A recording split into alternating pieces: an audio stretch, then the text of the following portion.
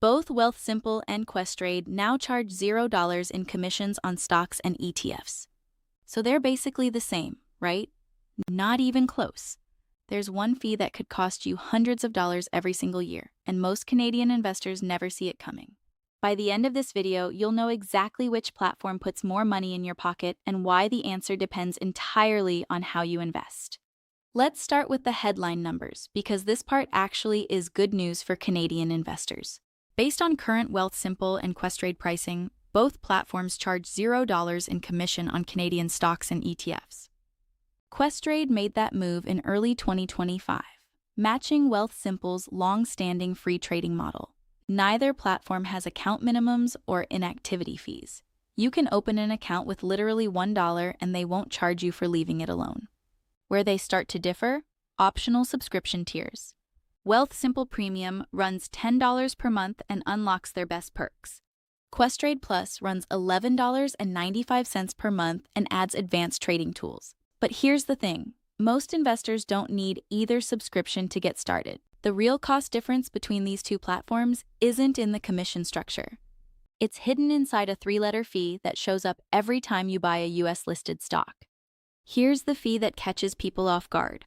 Both Wealthsimple and Questrade charge a 1.5% foreign exchange fee every time you convert Canadian dollars to US dollars, or back again. On the surface, they're identical, but the math adds up fast. Convert 10,000 Canadian dollars to buy US stocks? That's $150 gone immediately. Do that 4 times in a year, maybe you're dripping investments in regularly, and you've quietly paid $600 in FX fees alone. That's $600 that isn't compounding in your TFSA or RRSP. Now, both platforms do offer a way around this, but the approaches are very different.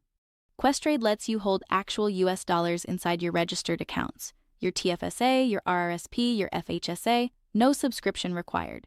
Once your money is in USD, you trade US stocks without triggering the 1.5% conversion every single time. That's a structural advantage that most comparison articles bury in a footnote. Questrade goes one step further with a strategy called Norbert's Gambit, and if you invest in US stocks regularly, this one move can save you serious money. Here's how it works. Instead of letting Questrade convert your Canadian dollars at the 1.5% rate, you buy a Canadian-listed ETF that trades in both currencies.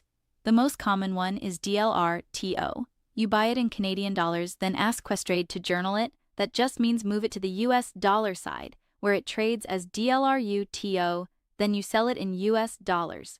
The round-trip cost is roughly 0.1% compared to 1.5% the normal way. On a $10,000 conversion, that's the difference between paying $150 or about $10. The math says that's $140 saved per conversion, and that's money that stays in your TFSA, compounding for decades. Wealthsimple announced Norbert's Gambit is coming soon as of the first quarter of 2026, but as of this video, it's not available yet. Questrade has it today. On account types, both platforms are evenly matched.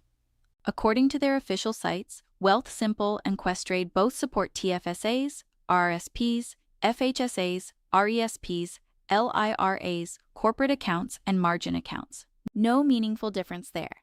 Where they diverge is in the ecosystem built around those accounts. Wealthsimple has leaned hard into being a complete financial app.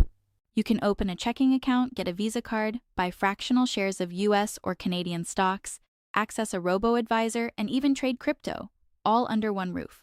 Most people don't realize you can do your entire banking and investing through Wealthsimple without ever touching another app.